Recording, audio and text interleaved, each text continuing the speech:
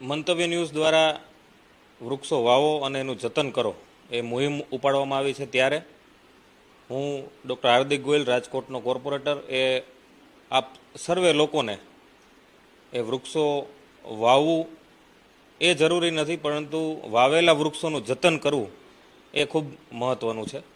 ત્યારે હું સર્વે જનતાને અપીલ કરવા આવ્યો છું કે ફક્ત વૃક્ષો વાવો નહીં, પરંતુ તેનું જતન પણ કરો. वृक्षों और वनों को मत करिए नष्ट, वरना सांस लेने में भी उठाना पड़ेगा कष्ट. आज थी 5-10 वर्ष पछीनी स्थिति ए शुं होय एनो विचार करिए.